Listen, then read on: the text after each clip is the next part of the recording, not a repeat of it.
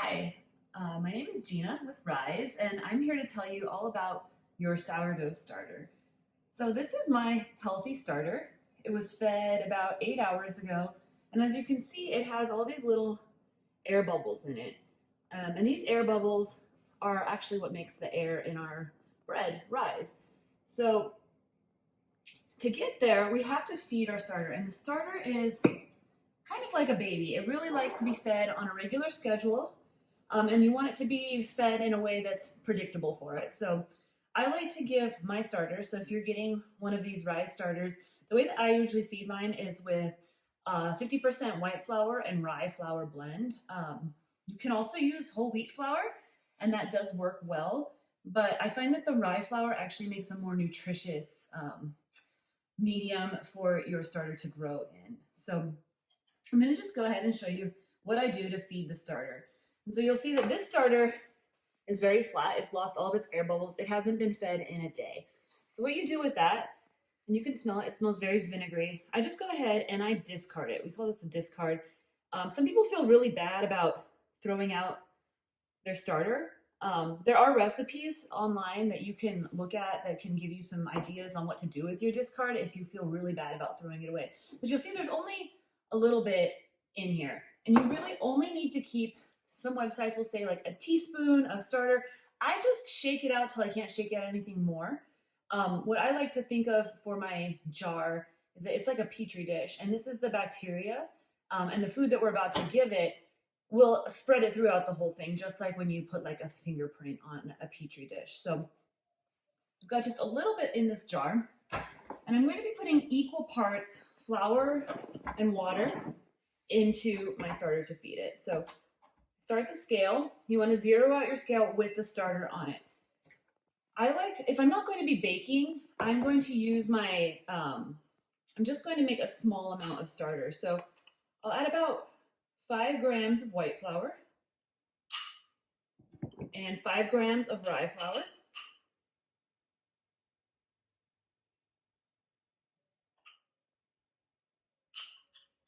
And then 10 grams of water. So 5, 5, and 10.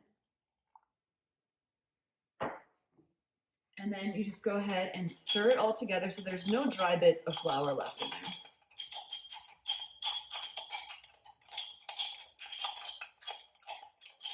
And you'll see you just got like a nice little paste in the jar. And you really don't need that much if you're about to bake, if you're not about to bake.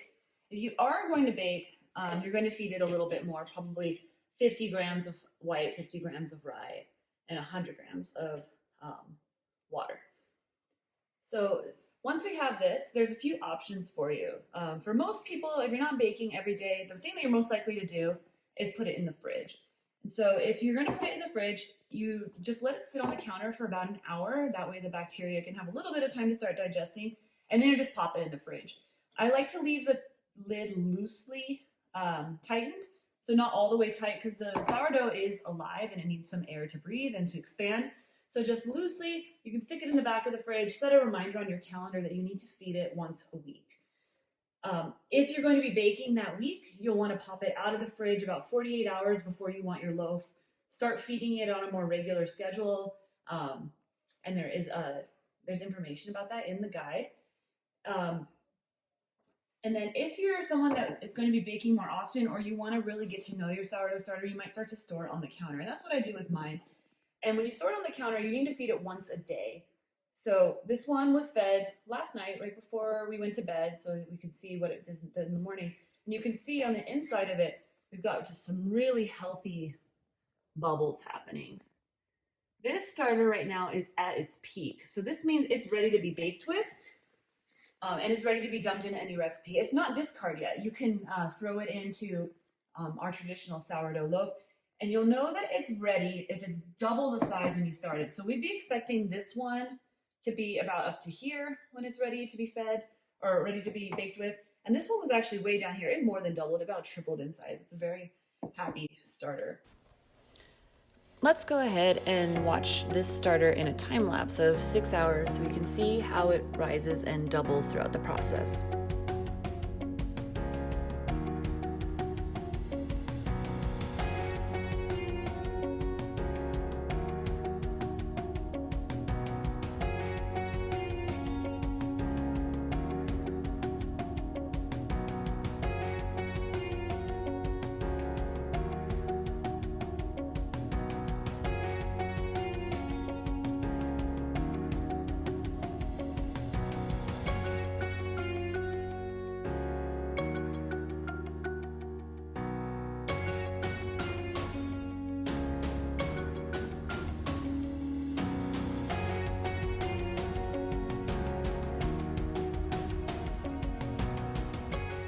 Some things to keep in mind with your starter is if you live at a lower elevation, you're actually in a little bit different game with your starter.